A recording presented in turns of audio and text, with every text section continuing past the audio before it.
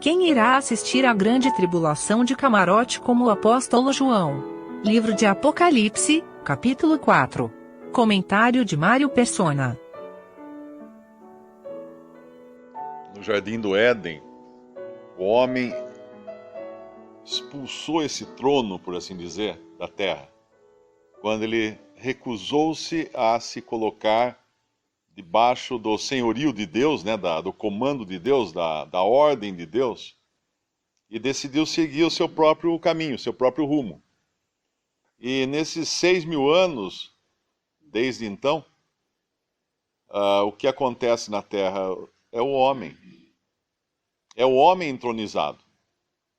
Tendo conhecimento de Deus, não deram graças, não reconheceram, né, como Deus, nem deram graças a Ele, mas transformaram a imagem de Deus em imagem de homem, e de animais, e de aves, e de répteis, etc., mas imagem de homem. O homem hoje é senhor na terra, porque ele acha que é, na verdade, ele quer ter as decisões, a palavra final, ele julga, ele decide, ele executa, e ele cada vez mais quer manter Deus longe de si.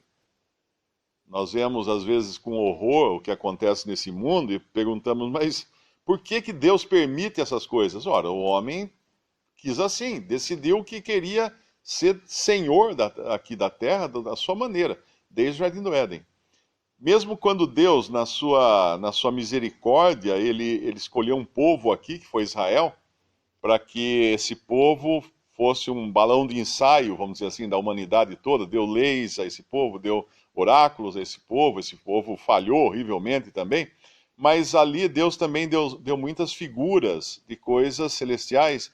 Havia um trono também na terra, mas esse trono, no reino de Salomão, por exemplo, que foi o reino que mais representa Cristo no seu reino futuro, no milênio, Salomão subia ao seu trono por 6 degraus, não por 7, porque ainda assim era um trono de homem. O número 6 nos fala de homem na sua imperfeição, não chega a 7, e ali era o trono de Salomão. E ele não era para ser jamais idolatrado como rei, porque ele era apenas uma figura, mas uma figura ainda assim fraca e falha, do rei dos reis, do rei de reis, que é Cristo.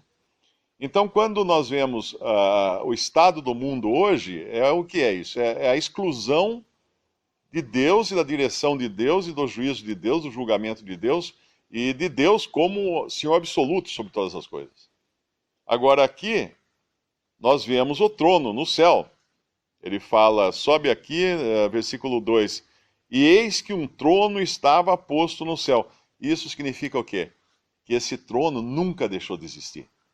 Que esse trono nunca deixou de executar os seus juízos, inclusive sobre a terra, mas dentro daquilo que Deus determinou no tempo da graça, como o irmão falou aqui, em que nós vivemos hoje. Mas Deus ainda está no comando de tudo. Por trás de tudo que o homem faz e desfaz, Deus está no comando, está no poder. O trono continua firme, mas está no céu, não está na terra. Quando nós vemos coisas que acontecem no céu e Deus quer revelar isso para a terra, ele mostra os céus abertos. Isso aconteceu lá no batismo do Senhor Jesus. Os céus se abriram, uma voz disse, eis o meu filho amado, em quem me comprazo. Isso aconteceu naquele momento do apedrejamento de Estevão, quando ele conta o que ele estava vendo. Ele falou, veja o céu é aberto e o Filho do Homem em pé, à destra da majestade, do trono.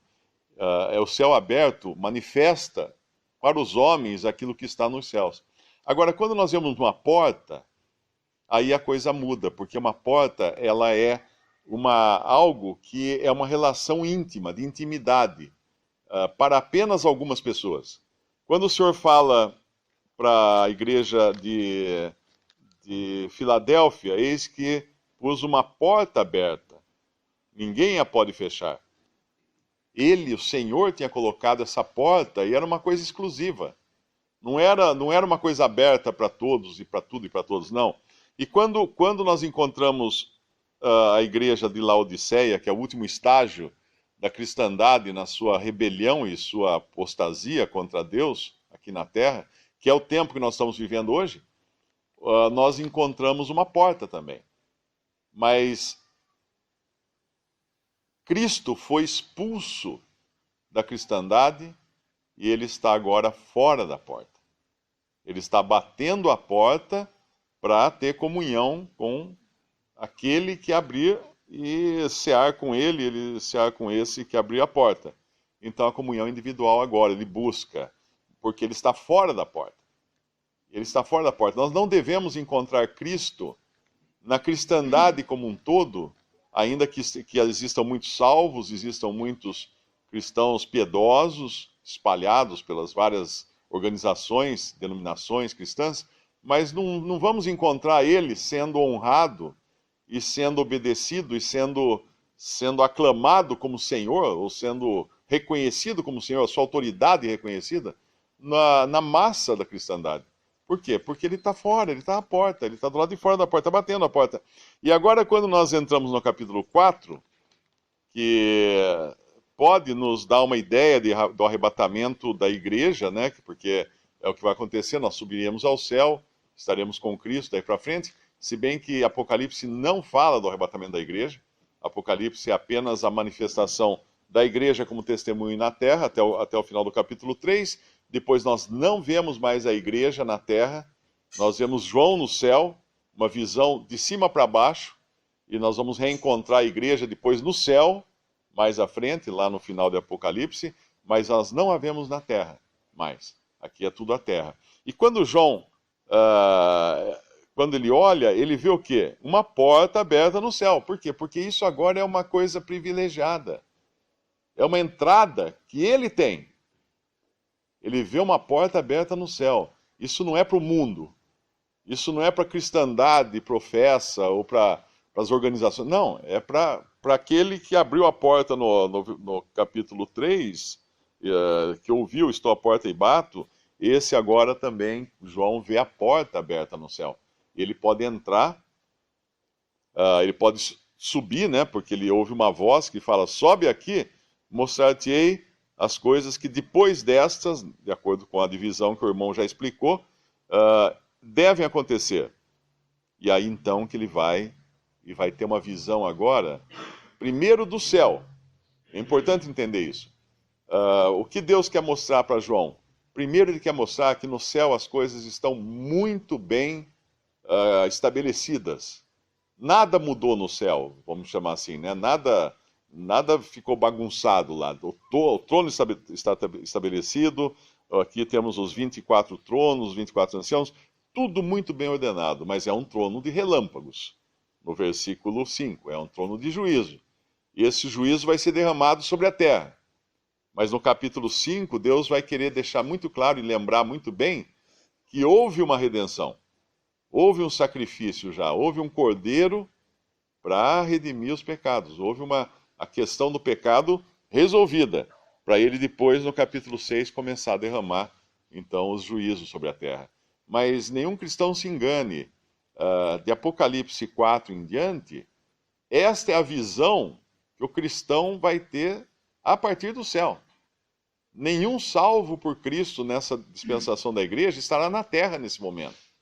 Na terra ficarão os gentios, alguns dos quais irão ser aquelas ovelhas que vão receber os pequeninos irmãos do Senhor.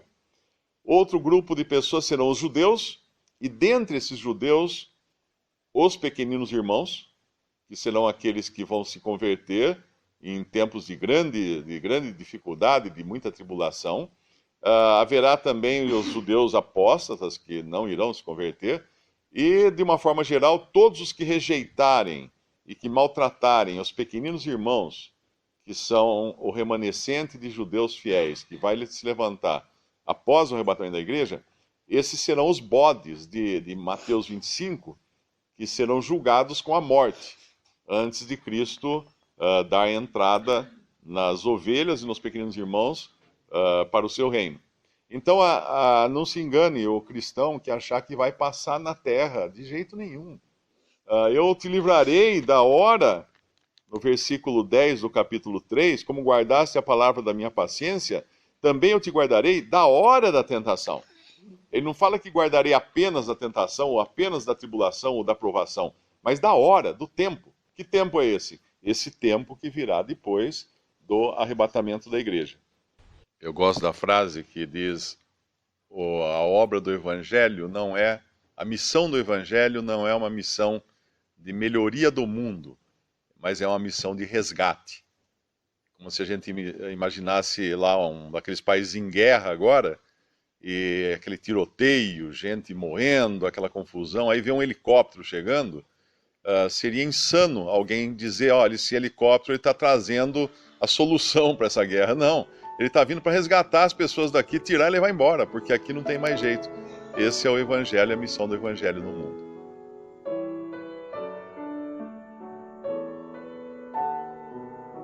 Visite Respondi.com.br. Visite também 3minutos.net.